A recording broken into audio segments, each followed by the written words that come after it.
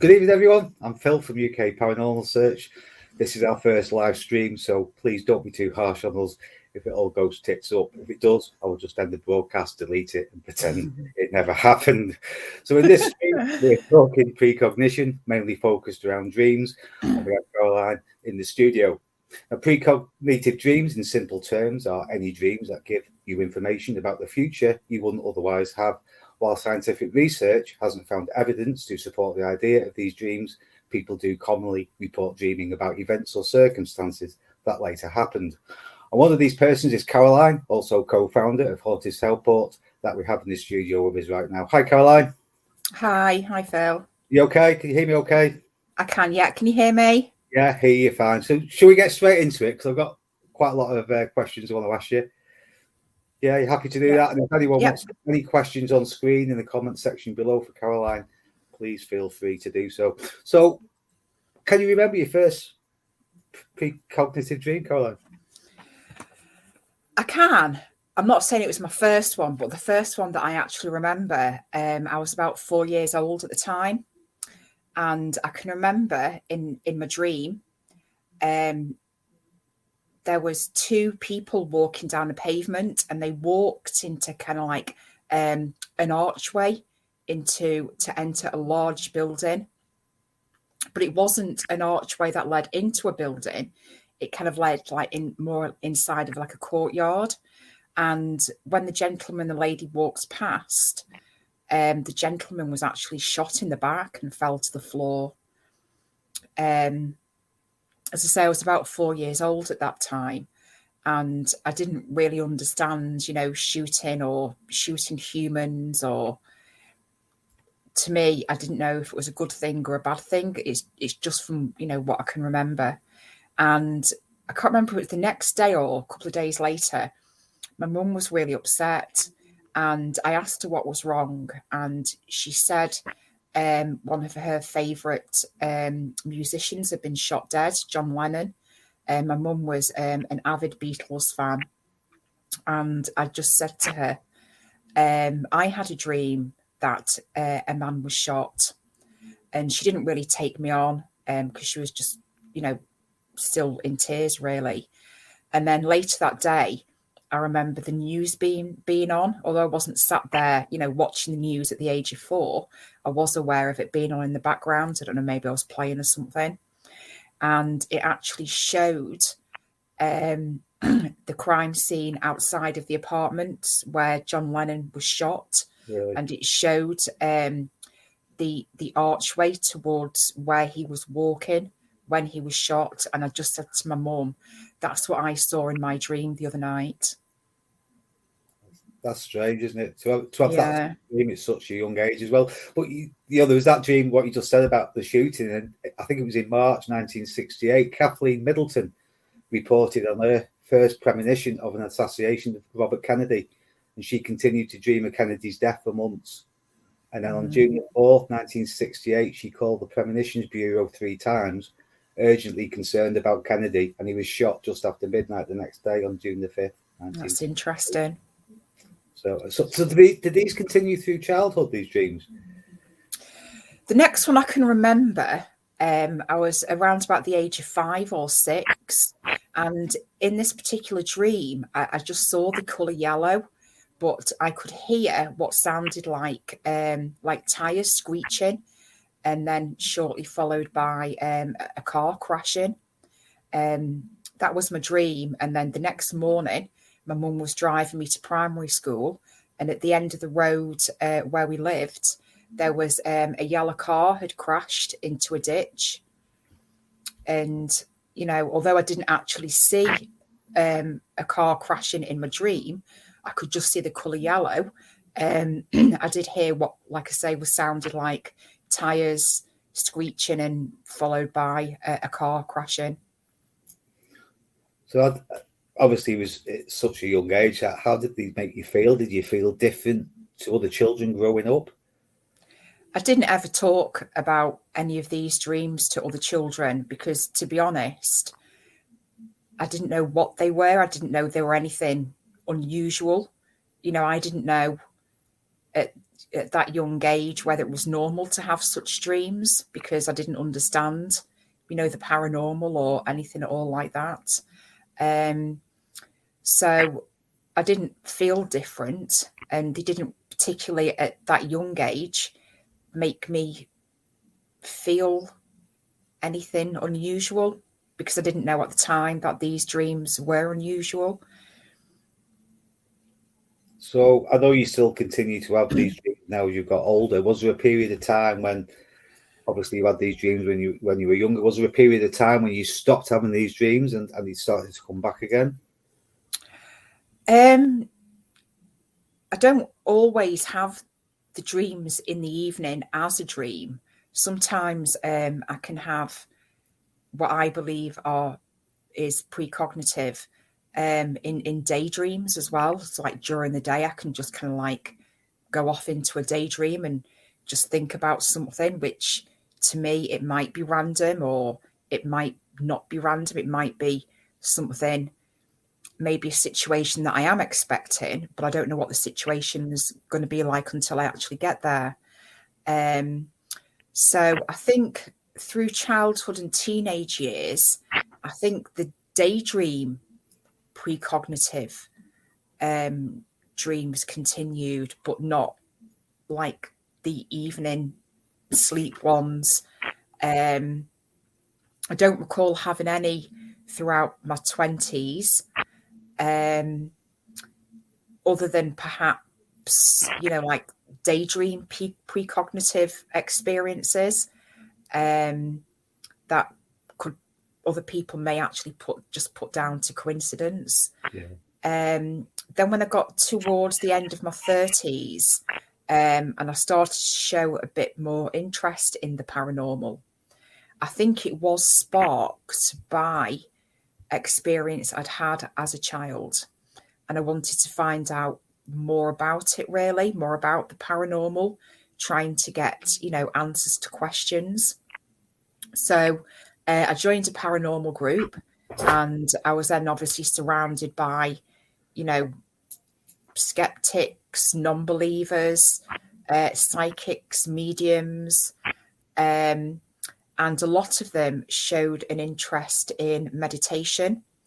So I thought I'd have a go at meditation, more out of research purposes, really, because I didn't believe in things like contacting spirit guides and, all things like that.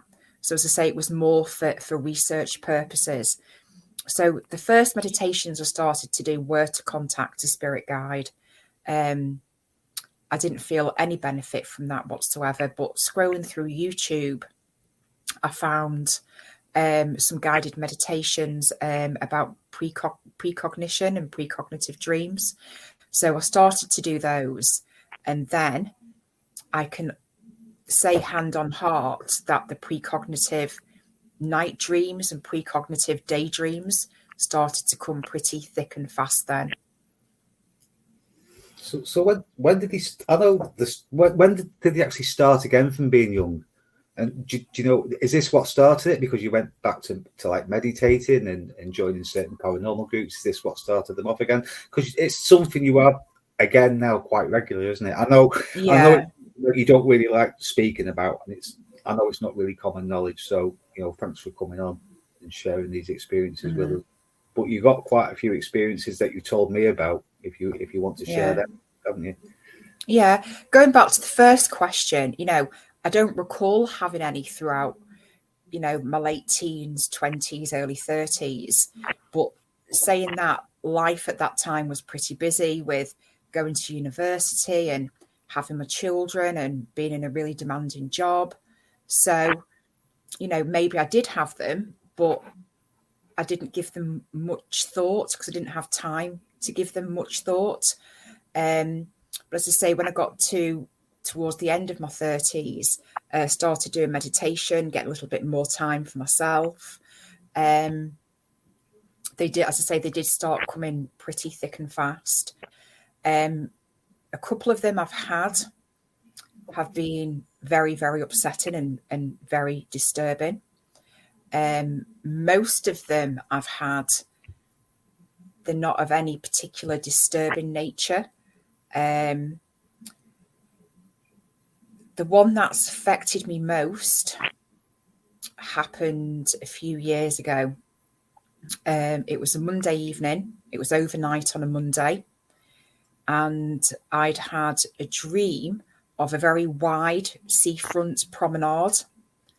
And there were crowds of people, and they were all running in the same direction. And they were like looking over the shoulder, and I could just see a look of fear on the face.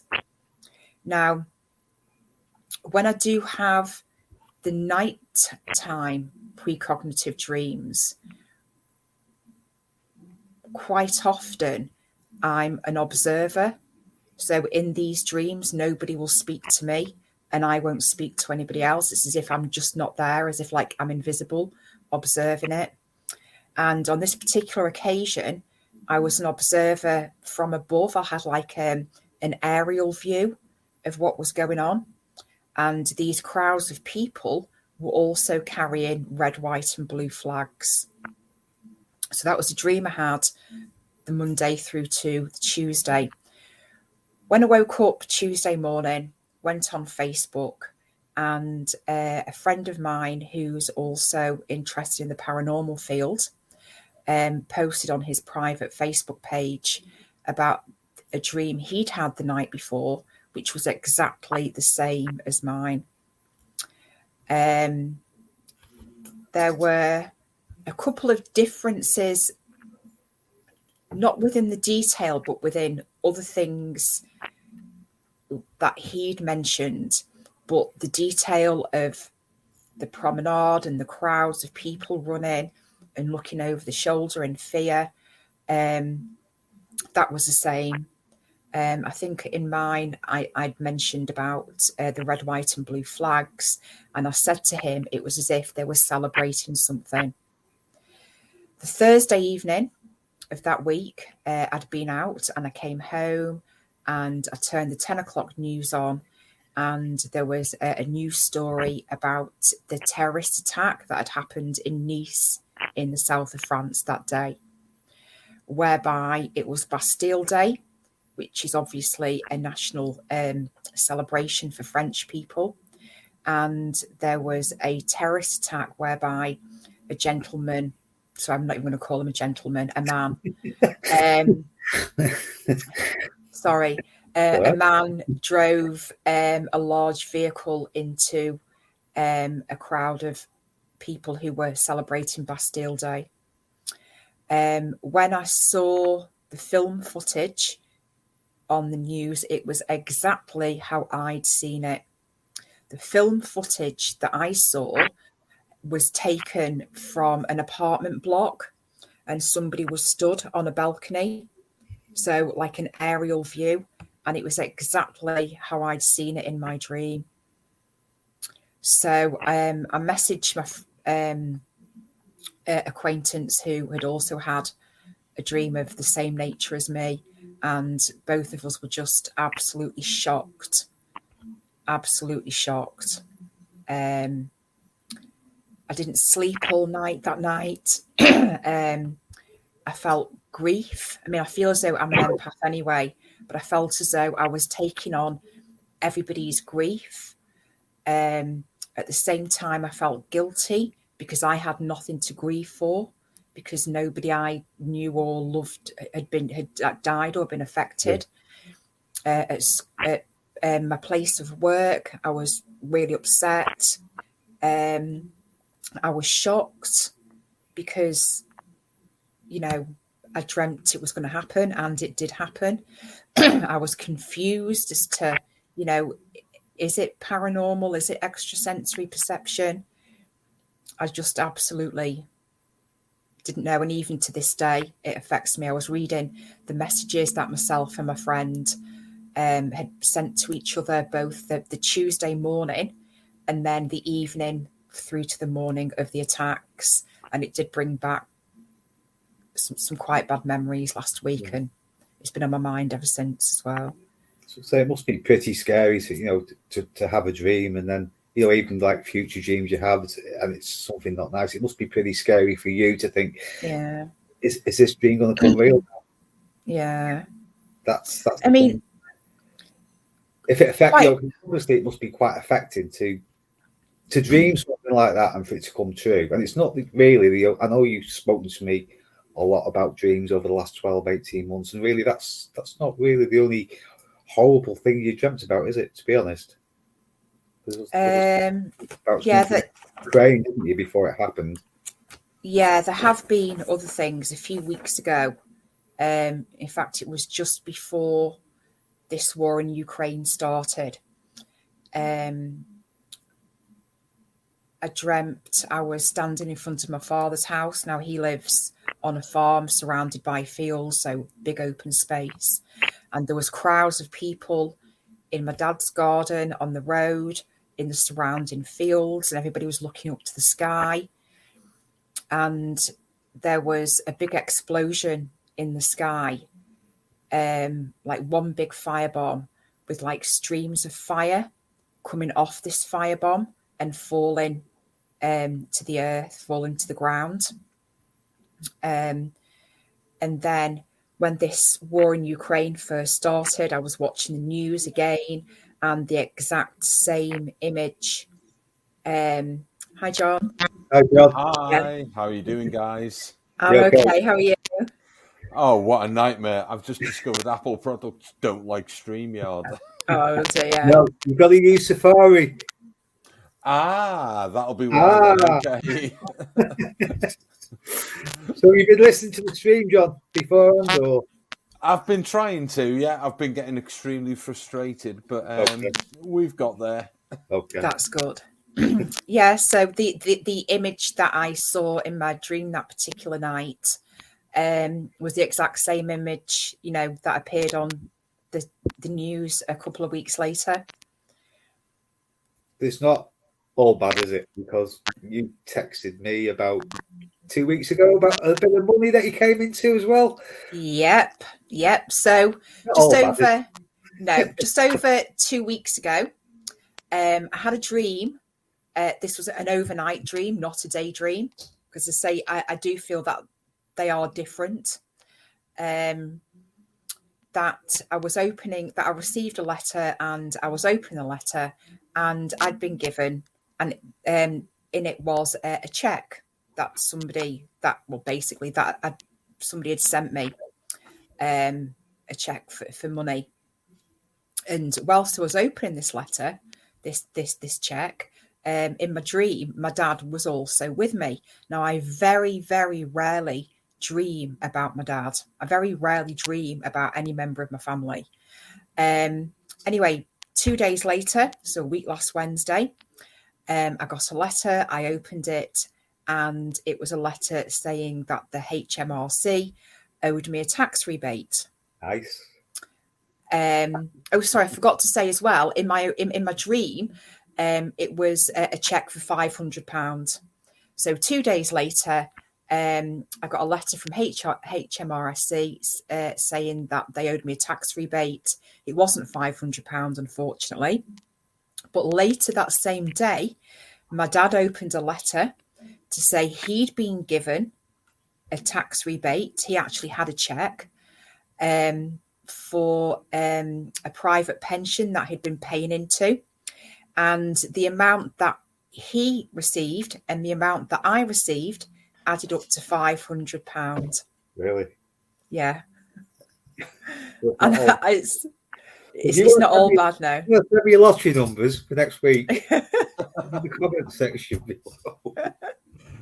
Yeah, I'll have that one as well. Yeah, any lottery number suggestions would be greatly approved. Thank you. There is people, isn't there? I've been doing a bit of research on the internet, and there is some people that actually dream, like who have these dreams about winning horses, and they get dreams of horses and riding. They've won quite a bit of money. Yeah. I don't have dreams like that, I'm afraid. No, me neither. And I've not won the lottery either. I wouldn't be sitting here now if I was. Going back to it, so science really hasn't really found evidence to support the idea of these dreams, and experts really have found few alternative explanations. And what they would say is, experts would say it's paranormal beliefs. If you believe in the paranormal, you're more likely to have these precognitive dreams. Selective recall is another one they say, where you're more likely to remember the similarities of something than any differences. Or coincidence, where you're going to have a ridiculously large number of dreams on widely varying topics over the course of your life. It's only natural that occasionally something in your life will match up. Yeah. And they also say it's subconscious connections, where it's pretty common to dream about things already you think about often, especially if you're worrying about something. What if you can relate any of that to your dreams? I don't know, is there certain dreams what you have where you've gone to bed maybe worried about something? Or this is what the experts say, it's just another theory. I don't know what your thoughts are on this. Well, I'll give you a couple of examples. One of them which may actually be linked to the theory that you just mentioned. Again, like I keep saying, my dreams aren't always, overnight. They can be daydreams as well. So I kept having a thought in my head of coming round to my dad's and finding my dad collapsed on the floor. And then unfortunately, a few weeks ago, that did happen. I came round and I found him collapsed on the floor. Doesn't mean to say I'm claiming that as a precognitive dream, because, my dad's elderly. The chances of him, collapsing or tripping over or, whatever happened to him were quite high because of his age and because of his mobility. I'm his daughter and I didn't live with him. So I'm bound to worry about things like that. So I'm not claiming that is a precognitive dream. But one of them, you were saying before about subconsciously, when people know they're going to be in a particular situation. An example of that could be a few years ago, I was elected onto a committee linked to my job. In fact, I wasn't elected. I was told I had to go on it. My employer told me I had to be part of this committee, which worked within Sefton. And I was due to go to my first committee meeting. And I was told, the date, the time and the venue. I didn't know of anybody else who was on this committee. The only person I knew was somebody by name. I'd never seen them in my life before. We'd only ever communicated via email. And a couple of days before I was due to go to this committee meeting, I just went off in a daydream in my place of work. And the thing with my dreams is that they're very vivid. They're very detailed. They're very, the contrast of the colour is brilliant. And I feel as though I can remember every single detail. And when I was having this particular daydream, which I think was precognitive, I imagined walking into this building and walking to where the meeting was being held. I imagined, walking into the particular room. In my daydream, I saw the layout of the room. I saw the number of people who were also at this committee meeting. And I saw the faces of the people as well. Very, very detailed. Anyway, a couple of days later, I went to the meeting. I turned up at the venue. I knew exactly which room to go to, although I'd never been to the venue before. And when I walked into the room, it was the exact same layout, the exact same number of people with the exact same faces. How do you explain that? You can't really, can you? No. I think we've all had some experience. I think most people in life have had some experience, like when you're thinking about somebody you haven't heard of in 10 years and you're in town and you bump into them. Silly things like that. I think the difference for you is because you have these things regular, don't you? That's the difference. Mm-hmm. Yeah. And I remember, it's only just come to me now. I remember I just passed my driving test. I was about 17. I remember coming down the coast road, and I got into Banks. And I remember, for whatever reason, I don't know, something made me put my foot down. I went this ridiculous speed for no reason at all. And I actually got home, and I remember my mum saying to me, "Thank God you're home. I was praying for you to come home. I've set the hedge on fire." She set what on fire? Set the hedge on fire. Why? Why would you do It that? had a bonfire and it got out of control. She set the whole hedge on Yeah. fire. But she was praying for me to come home, and I put my foot down for whatever reason. I've never gone that speed before in my life. You know, I don't have these dreams, as you know, but it's just... Yeah. Did you feel a sense of urgency to get home at the time? No, just put my foot down for no reason. No reason at all. Caroline, do you ever have dreams where things are totally relatable to things that go on in your life? It's kind of like, crap, yeah, and things that would possibly potentially happen, and then you wake up and you just go, oh, that was so real, but thank God it was just a dream. Does that make sense? You know, when you see the best and the worst of things, or the best and the worst of people, and then you wake up, but everything that you've dreamt about has been totally and utterly relatable and possible. A few weeks ago, my dad was in hospital very, very ill, to the point I was told he was end of life. And my mum passed away in 2012. And when I knew my dad was going to be okay, I had a dream that I walked into my mum and dad's kitchen and my mum was there. And mum said to me, "Your dad's died. The undertakers have been to pick him up and the funeral's all planned, so you don't need to do anything." Now, I don't know if that's what you mean. But yeah, exactly. It was related to the situation I was in with my dad being so poorly, but I don't know where the link was of my mum being in the dream, because I say my mum passed away 2012. Yeah, totally. I mean, I'm fortunate. Like, I'm a knackered old bastard, probably. Well, not quite as old as Phil, but yeah, just because you got more hair than me. But I'm a knackered old sod, and like, I'm lucky. I've still got my mum, lives over on the Wirral in a nursing home. But there's so many times where you have dreams where your dad gets involved and your mum's there, and it's real, you know, and or exes and things like that, and it's just like, I don't know. I don't know if it's precognitive or, you know, all the dream stuff that we're talking about. It's just a crazy thing. I very rarely have dreams about my family, actually. And I very rarely have dreams about situations I'm in. I very rarely have dreams.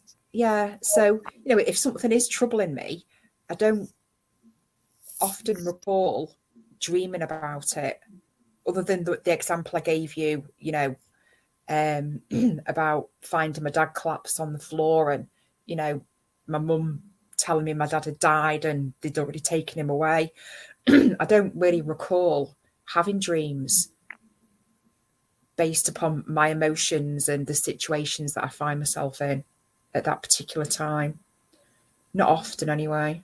It was more like future events that happened to you. But saying that, I told you didn't I, on Saturday? Oh, that was strange. But that was a thought, wasn't it? It wasn't a dream. That was one of your... Yeah, it was a thought. But these random thoughts do come into my head. Random thoughts at random times, and sometimes I dismiss them. Other times I think I need to remember that because I think it could be precognitive. And other times I just laugh at myself because it's such a stupid, random thought at a random time. But Saturday, this is weird. Saturday, I was going on a paranormal investigation Saturday night. And why didn't we come? Why weren't we there? Mill Street Barracks. Oh. It wasn't with Phil. Don't ask, John. Don't ask. Oh, I feel guilty now. Mutiny. Yeah, oh, that's right. Let's just cut her off now. Can you close her down straight away? Yeah. So I was going with a friend, and his friend was picking us up, and I think I was literally washing up, and a thought in my head came of the car that we were going in. So it was a friend of a friend's car. Now, although I've seen this person twice, I don't recall ever knowing what kind of car they had. And the car I had in my head was a white soft top 3-door. And he pulled up in front of the house in a white soft top 3-door. Did he have flares on? And sort of like little wedgie heels and things like that. Be careful, because he could be listening. Hi, just asking. It's such a random thought, though, isn't it? Yeah. Do you know what? It's not even like, I don't know. It's just a weird thing to come into your head. What car somebody will be driving? Yeah. Mm-hmm. But I know you contacted, or they contacted you, didn't they? Was it Edinburgh University? Yeah. They contacted you about you going down to the university and doing some research, didn't they? Yeah. It was more to do. Well, it was the Gansfeld experiment, which is more to do with telepathy. And well, it started off. I was interested in parapsychology, which obviously I still am. Which kind of proves to you I'm not a total believer in everything, because I'm absolutely not. And I was interested in doing some kind of online course in parapsychology. So I did a little bit of research, and I came across the School of Parapsychology at Edinburgh University. So I had a nosy, and it turns out that they were looking for participants to take part in research. People who think that, it's all to do with ESP, extrasensory perception. So I filled out the online form and I emailed them, and they emailed me back pretty much straight away, inviting me to go in to take part in the research and to do experiments on me. But unfortunately, they wanted me to go during term time, and I'm not able to go during term time because of my job. So I couldn't take part in it, which I'm very sad about. Yeah, it's a shame that, isn't it? They've been interested for yourself as well. Yeah. So have you had any funny dreams, John? Or you just normal dreams like me? I don't know, mate. Like I say, I tend to have dreams, but they seem to... Nothing ever comes from them, like you're saying, Caroline, that, you'll dream something and then it will manifest itself at a later date. But I tend to find that I have recurring dreams, and they're very, very, very random. There'll be about a person or a number of people, and you'll find yourself in a circumstance where you're thinking, in that dream, you're like, oh my God, oh my God, oh my God, oh my God, oh my God. And then all of a sudden you're like, and you wake up. But all the events and everything that have taken place to that are entirely practical and entirely possible. But I don't ever think about, precognitive dreams like you've been talking about. But recurring dreams, certainly, a lot of the time. Yeah. Are they based upon are they based upon any fears or anything like that? Some of them are based on fears and experiences. Yeah, definitely. But like I say, nothing that I've dreamt about so far has manifested itself. And are the situations in your dream like familiar to you? Oh God, totally. Yeah. 100%. 100%. I could relate to the circumstances. I couldn't give you the exact specific details, but the circumstances in the dreams are definitely within, the bounds of what I do and everything like that. Phil's moving. what I need to start doing is when I do have these precognitive dreams, I really do need to start. Well, I've agreed I'm going to start emailing them to Phil. But when I have these random thoughts as well, I need to start recognizing them more and not just dismissing them. I need to start writing them down when I have these random thoughts that come into my head. That's the agreement we've come to, isn't it? You're going to start emailing. Because you actually had one last night, didn't you? You sent me one. Was it this morning you sent me that, didn't you? Early hours this morning. About the bridge? Yeah. I had a vision. Again, it was aerial view of a bridge which had collapsed, but part of the structure on top of the bridge was diagonal and it was sticking up. So although the bridge had collapsed, there was some diagonal part of the structure of the bridge, which some triangulation that was still standing up, like a suspension bridge. Or am I chatting shit? I think the bridge had collapsed and it was surrounded by rubble, but on top of the bridge there must have been some kind of like diagonal structure, whether it was there for a purpose or like decoration, whatever you call it. I just don't know.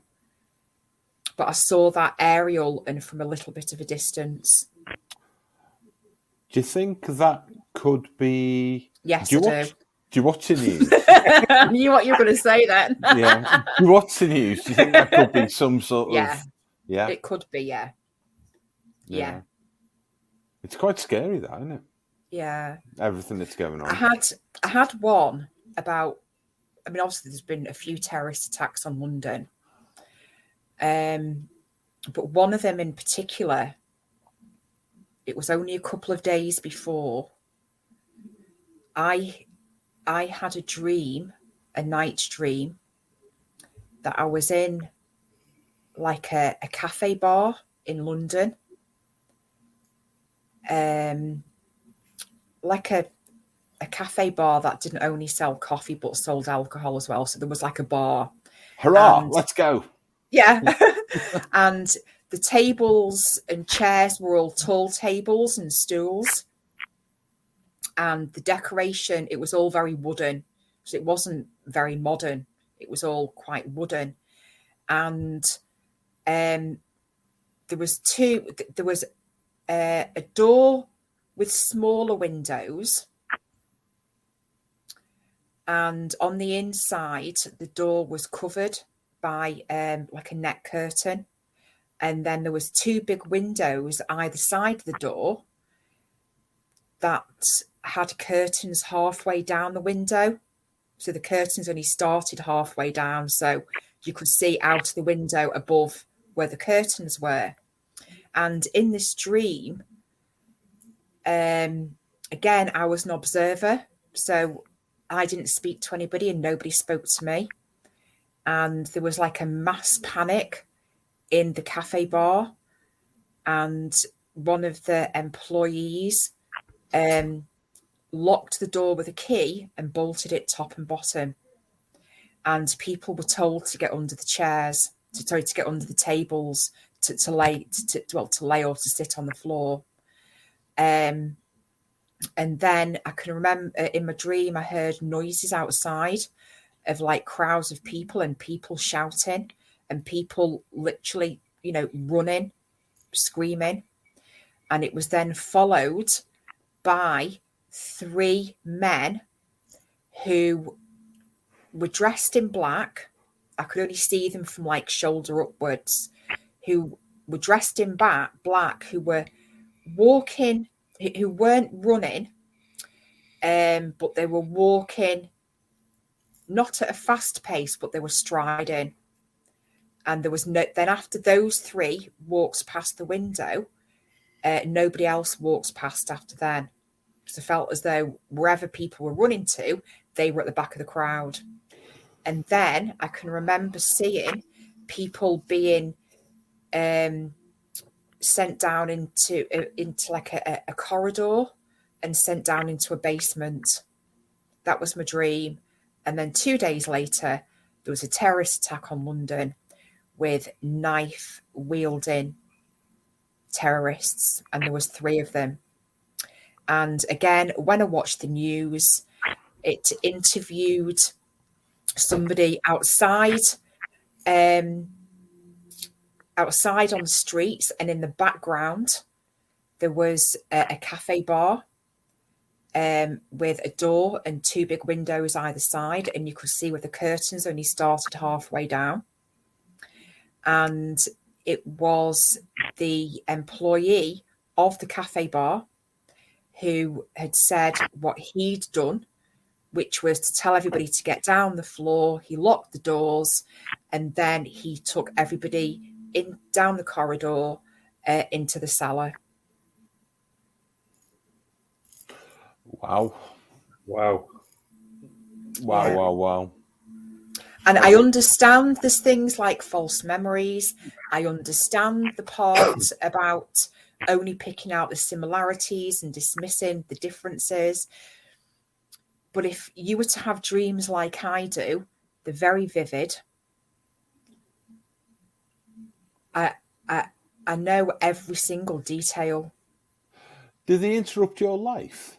The fact that you have such vivid dreams, do they have an effect upon your normal day-to-day way that you live your life, or is it something that you can just kind of slip to one side and deal with? Physically, they don't have an effect, but emotionally, I don't know if you heard the one earlier on about the Nice terrorist attacks. I don't think I've been able to get on then. I think I yeah. was just being a biff with technology. That one really, at the time, it really affected me. And it continues to affect me now, actually. I was actually reading the messages that me and an acquaintance were sending to each other, because he had the same dream as me. That was the Monday over to the Tuesday. And then the Thursday was when the terrorist attack happened in Nice, and it was on Bastille Day.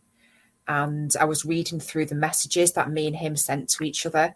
Is that the 14th of July? Yeah. Wow, where did that come from? I know, well done. I even sent screenshots of the messages between me and the acquaintance who'd had the same dream. I sent them to Phil last week.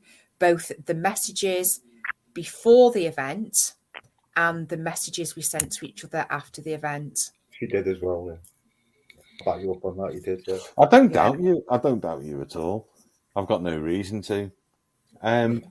What do you make of it, Kat? What do you make of it? Do you think, have you come to any conclusion? Is it something that's going on in parapsychology? Is it something that is really happening to you? Have you come to a conclusion yourself?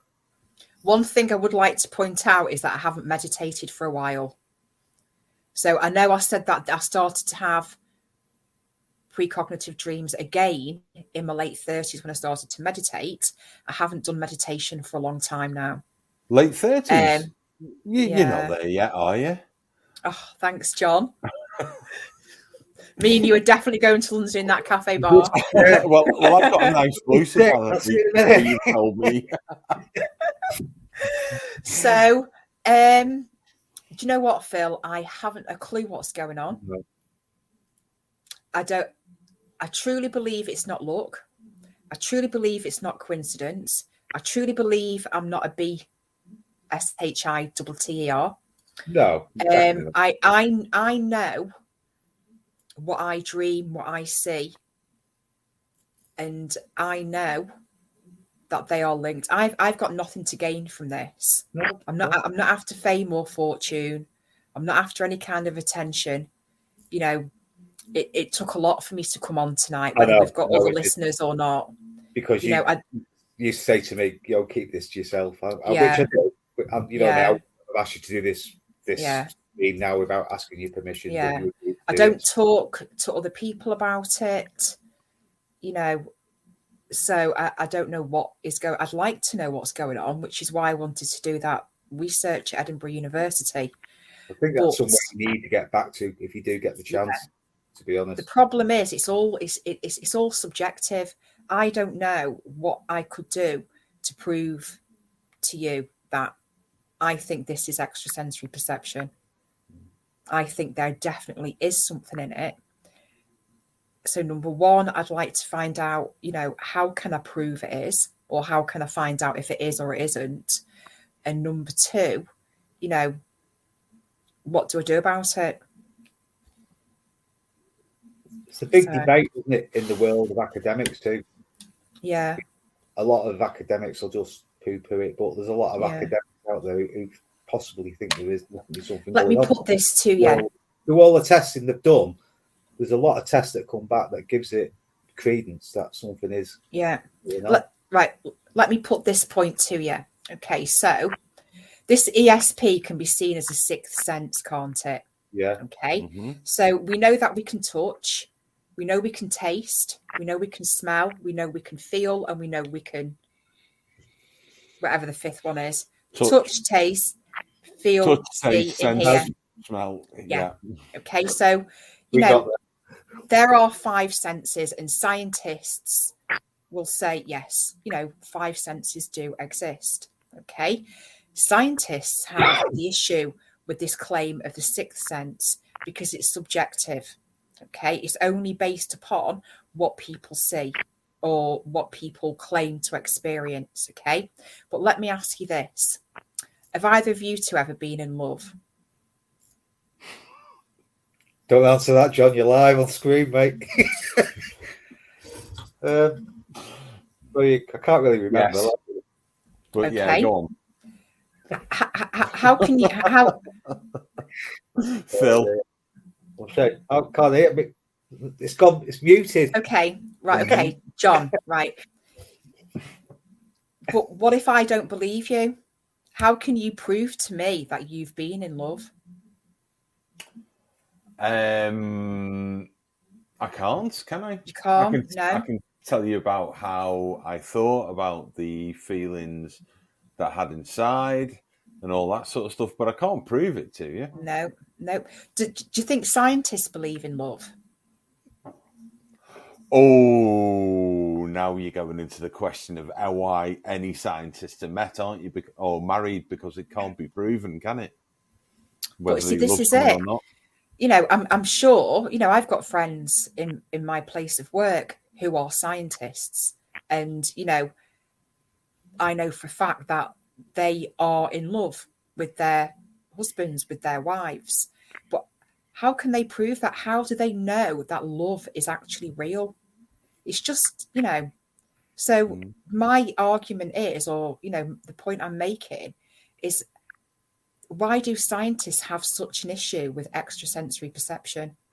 Well, we've all got it, haven't we? I'm not going to bore you with what I do for a living. No, go on. No, it doesn't matter. It doesn't matter. But it's kind of like we've all got spider senses, haven't we? What does that mean? The hairs on the back of your neck stick up before something's going to happen, or you just know exactly what someone is doing or what's going to happen, and you can virtually predict it because you either have experience or you just know that something doesn't feel right. It's kind of like something similar has happened in the past, and then you kind of like you go through it zooms straight through your short-term memory into your long-term memory, and you think, I've seen that before. I know exactly what's going to happen. You know what I do anyway, so don't play innocent. I do know. Yeah. But I don't know. I do have an issue with science. Don't get me wrong. I'm not against science. I believe in the Big Bang. I believe in evolution. I believe in all of that, despite my own personal religious beliefs. But I do have an issue that science and some parapsychologists are too quick to just say it was in the mind, they imagined it, it was the environment around them. It was just a coincidence, it was just luck. So my argument is, if people like that believe in love, there's a particular parapsychologist I'm thinking about who I'm friends with on Facebook, who is always putting, I'm not going to name, it's not you though, who's always putting, always putting things on his Facebook page about his wife and how much he loves her and this, that, and the other. Prove it. Prove it, yeah. Love is subjective. It's not objective. It's subjective, and it's hard to prove. So how can he, say he loves somebody, but not be more open to this idea? Yeah. And not be more open to this idea of extrasensory perception. I think this is what makes it so fascinating, though, isn't it? It's like, going back to, do ghosts exist? Do spirits exist? Nobody really knows. Nobody knows at all. It's a lot of it's your own beliefs. Caroline, do you think your own personal, not you as an individual, but an individual's personal approach to something can affect the way that they feel about it? I mean, you've seen when Phil and I were down south the other week, yeah? I'll openly admit I am skeptical about things. I know this is going off topic, and I'm really sorry. I don't know if you want to drag it back. While you're on, just before you go any further, we might do a stream on that in the future. All right, I'll shut up now then. Oh, no, go on, carry on. We might do a stream on that in the future. Yeah, but do you think that your preconceptions? I mean, I'm in no way do I consider myself to be spiritual. Yeah, I'm kind of like hard facts, evidence based. This. In fact, I think we even talked about it on Facebook, didn't we? Where it was like, I want to see something to make me do it. And you said, John, that's never going to happen. Or if it does, it's really, really rare. Now, that's the way I've been brought up. I'm ex-forces, ex-police, now, say, working for the ambulance service. So most of my life, I've been quite factually based.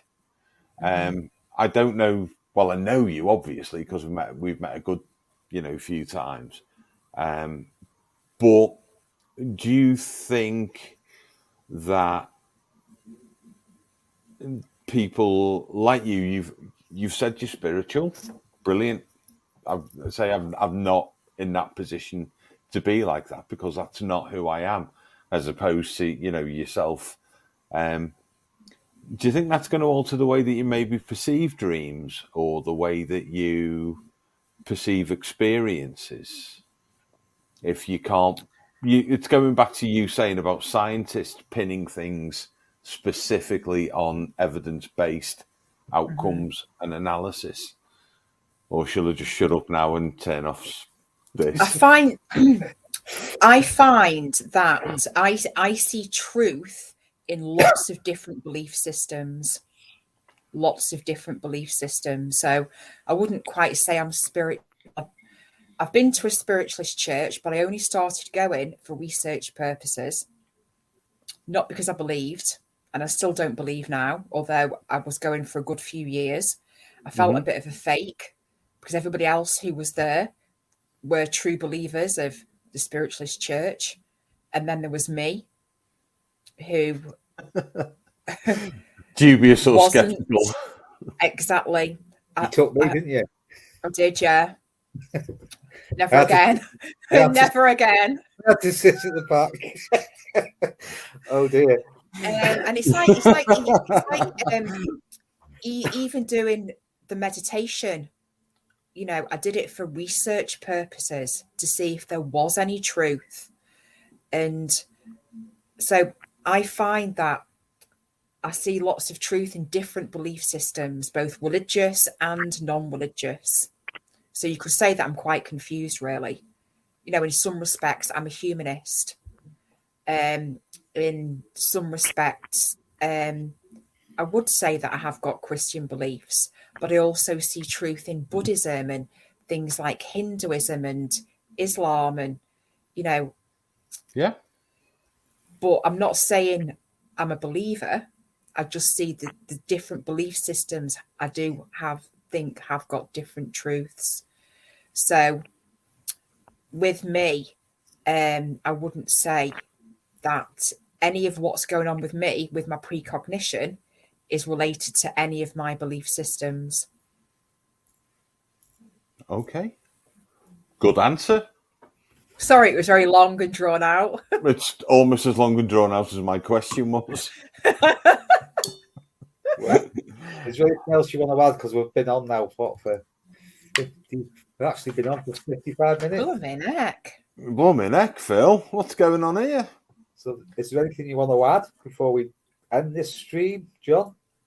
No, it's just nice speaking to you again, Caroline. It's been too long since we've been out and had an experience. It certainly is. Yeah. Mr. Bond.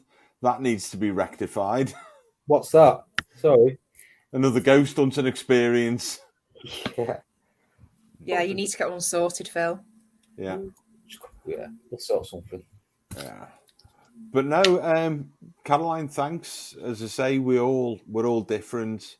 Like you say, we've all got different beliefs and different attitudes and approaches to life.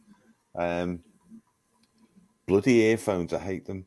I'm not a particularly spiritual. What have I done? What did you do that for? No, it's me. I'm just checking mine. I am. I'm naked. I don't like you anymore, Phil. I've just decided. Yeah, we're all different.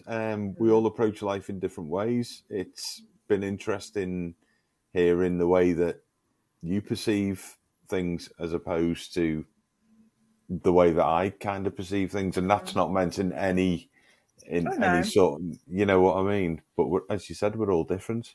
What about you? I find it fascinating. I'll say I've been speaking to Caroline for what? Obviously, she's kept everything to herself, and I've been speaking to her for the last 12, 18 months over this. The things she sent me, and as I say, we're going to keep a bit of a diary now, which I think is a good idea. It's actually 6 years, Phil. No, but I mean, but it's only in the last 12, 18 months you've actually gone into details for telling me what's happening. Let's be honest about this. Yeah. So we're going to keep like a little diary, aren't we, between ourselves, and then maybe if we get any information over, we can maybe even do another stream, another 12 months, go back on your... I need to learn not to dismiss so many of my thoughts, because to say I can have these random thoughts during the day, and I need to learn not to dismiss them. I need to learn to write them down. Would it be worth you like meditating more? Because you know what you said about meditating, it helps you have these dreams. Would it be worth you actually meditating a bit more now and see if you get those dreams coming through more? I know it's time. Yeah, I could try. Yeah. Would it be worth having I know it's intrusive probably, but would it be worth having like a recorder by the side of your bed that activated with your voice? You know, like you see on the Apple Sleep Times and things like that. At 02:03, you farted. At 03:05, you snored or something like that. You know, maybe some sort of voice activated recorder. See if something like that. Where would you get one of those from? You mean see if she says anything in her sleep, John? You mean? Yeah. Yeah, good idea. Maybe. I don't. I genuinely. I know that I've got an iPhone and it listens to what I say at night. Does it? Well, it's told me some things. There was an app. I haven't got it on this current one, but there was something that actually replayed something that I talked about at night. Oh, right. But do you know what? I'll have to have a look at that. Do you know Google? Well, obviously you do know Google. No, mate, I've not found this. Well, apparently Google, even when your phone's off, this is what I was told, how true it is, that Google is always listening to you. Yes. Oh, definitely. That is very when true. my lad was talking about houses, and I kept all these things on Facebook, buy this new home in Banner Bridge, buy this new home. Yeah. But where are all these things from? I thought. It's very true, and it's very scary and worrying as well. Isn't it? Yeah. Yeah. I'm not going to tell you what I was talking about in the pub with a friend the other week, but it was something to do with some variety of performance. And then next thing, I'm getting adverts coming through for Viagra on my phone on Facebook, and I'm like, where did that come from? How? What? Why? Well, can I say that Facebook's also linked to Google? So when you Google search something, exactly. John, yeah, when you Google search I didn't something. search it.